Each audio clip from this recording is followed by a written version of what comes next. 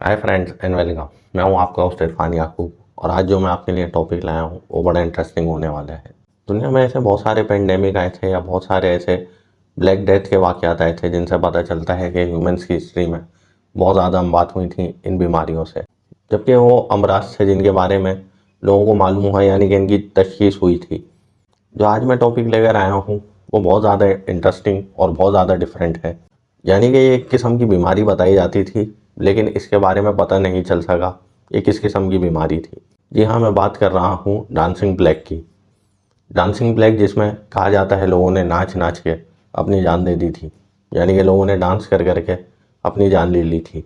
ये बड़ा अजीबोगरीब सा फिनोमेना, बड़ी अजीबोगरीब सी एक बीमारी लोगों में आई थी जो कि यूरोप के कुछ इलाकों में आई थी। ज़्यादातर इसका हिस्सा यूरोप, जर्मनी और फ्रांस में रहा था, जबकि इस प्लेग के सबसे ज़्यादा वाक़यात फ्रांस में पेश आए थे।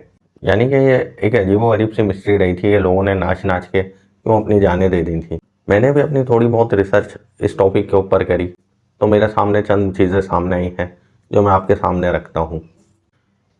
यानी कि दुनिया में अगर हम किसी फेमस डांसर से ये बात पता करें कि वो कितनी देर अपना डांस पेश कर सकता है लोगों के सामने, तो एक मैक्सिमम अंदाजे के मुताबिक 1 आवर, 2 आवर, 3 आवर, 5 आवर ये इनफ होता है।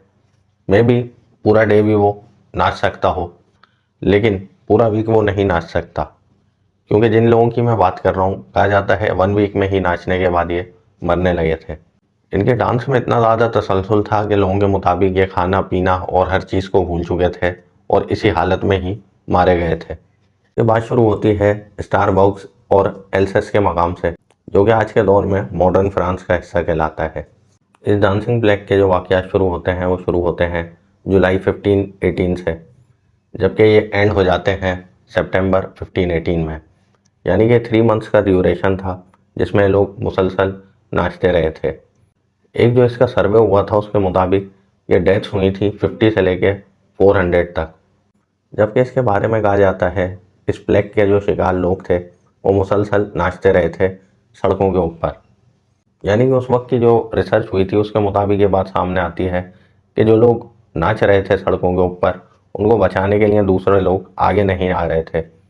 दूसरे लोग ये सोच रहे थे कि अगर हम आगे आते हैं तो हम भी इस प्लेग का शिकार हो जाएंगे। जबकि इसके बारे में बहुत सारी रिसर्चेज रहीं, यानी कि डॉक्टर्स ने, फिजिशंस ने और डिफरेंट उस टाइम पर जो भी लोग मौजूद थे उन्होंने इस चीज़ के ऊपर बहुत ज़्यादा रिसर्च करी, लेकिन ताहाल कोई इसका रिजल्ट सामने नहीं आ सका था कि लोग क्यों नाच रहे हैं और ये किस किस्म की बीमारी है। जो उस वक्त के डॉक्टर्स और रिसर्चर्स थे उनकी जो रिसर्च सामने आई थी उसके मुताबिक उन्होंने बताया कि लोग मेंटली इलनेस के शिकार हुए हुए हैं और डीप डिप्रेशन के अंदर जा चुके हैं। यानी कि उनके मुताबिक ये मुकम्मल तौर पर पागल हो चुके हैं या मुकम्मल तौर पर क्रेजी हो चुके हैं। यानी कि ये कुछ रिसर्चेस डॉक्टर्स ने उस वक्त रखी थी कि हो सकता है कि लोग मेंटल इलनेस की वजह से इस हद तक पहुंच चुके हैं। जबकि जो उस वक्त का रिलीजियस तबका था उनके मुताबिक ये रिलीजन की वजह से नाच रहे हैं। यानी कि इनसे कोई ऐसी गलतियां, ऐसी खताएं हो गई हैं जिसकी वजह से नाच नाच के अपना पछतावा कर रहे हैं। इसके अलावा भी बहुत सारी बातें उस वक्त सामने आई थी। कुछ लोगों के मुताबिक ये किसी मैजिक का, किसी कर्स का शिकार हो गए थे। इनका मुसलसल ये डांस करना था, इसकी वजह इनके ऊपर असरात थे। जितने मुंह उतनी बातें। ये तो बात हकीकत मिलती है कि ये प्लेग उस वक्त आया था, मगर इसका रीज़न क्या रहा था ये एक आज तक अनसॉल्व मिस्ट्री रही है। जबकि जॉन वॉलर की जो रिसर्च रही थी उसके मुताबिक इनके नाचने की वजह अपना स्ट्रेस रिलीज करना था। यानी कि जो डॉक्टरों की रिसर्च थी कि ये मेंटली इल हो चुके थे, सिमिलरली उन्होंने भी ये बात कही थी कि अपने स्ट्रेस को रिलीज करने के लिए बेइंतहा नाच रहे थे। जो रिसेंटली डॉक्टरों ने इसकी एनालिसिस रिपोर्ट बनाई है उसमें बात सामने आती है कि इसमें कोई वायरस इनके अंदर दाखिल हो चुका था जिसकी वजह से इनके अंदर मेंटल इलनेस आ गई थी और ये अपना स्ट्रेस रिलीज करने के लिए बेइंतहा नाच रहे थे। डांसिंग इतनी ज़्यादा शदीद थी कि इन्होंने नाच नाच कर ही अपनी जान ले ली। कहा जाता है ये 1 हफ्ते मैक्सिमम नाचे थे और उसके बाद इनकी डेथ होना शुरू हो गई थी। यानी कि जो एक एनालिसिस हुआ था उसके मुताबिक ये बात सामने आती है कि इंसान 1 हफ्ते तक ज़्यादा से ज़्यादा नाच सकता है, उसके बाद उसकी मौत वाक़ई हो जाती है।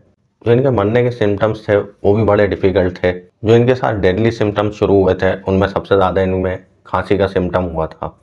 यानी कि इन लोगों ने खांसना शुरू कर दिया था और ये खांसी इतनी मुसलसल और इतने तसलसल से थी कि वो लोग खांसते रहे और नाचते रहे।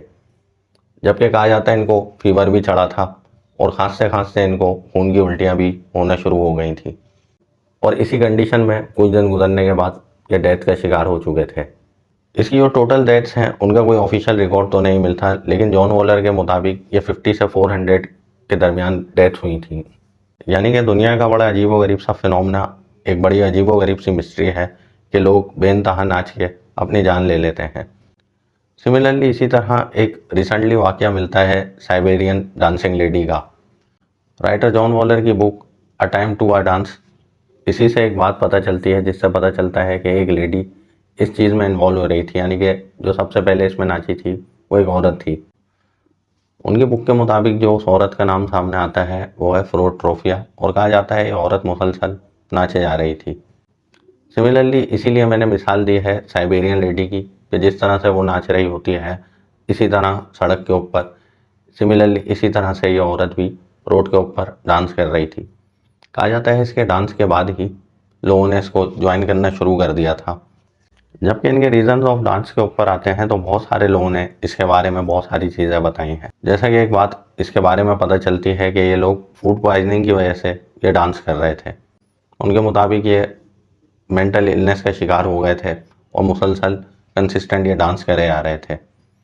जबकि एक रिसर्च के मुताबिक ये अपने रिलीजन की वजह से डांस कर रहे थे, यानी कि इनको ये पता चल चुका था कि हम लोग बुरे लोग हैं और हम मरने वाले हैं।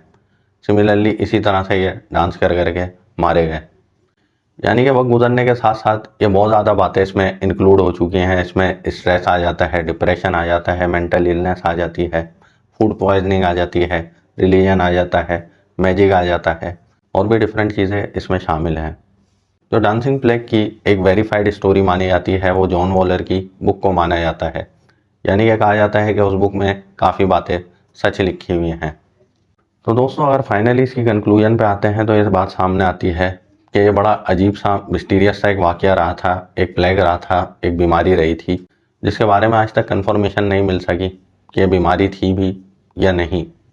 जबकि एक हकीकत रही है, ये अजीबोगरीब फिनोमिना था, एक अजीबोगरीब मिस्ट्री थी, जो ताहाल आज तक एक अजीबोगरीब मिस्ट्री ही है। दोस्तों होप आपको मेरी ये वीडियो, मेरी ये कोशिश अच्छी लगी होगी। अगर अच्छी लगी है तो वीडियो को लाजमी लाइक करें, शेयर करें, सब्सक्राइब करें, देखते रहें मिस्ट्री मॉन्स्टर।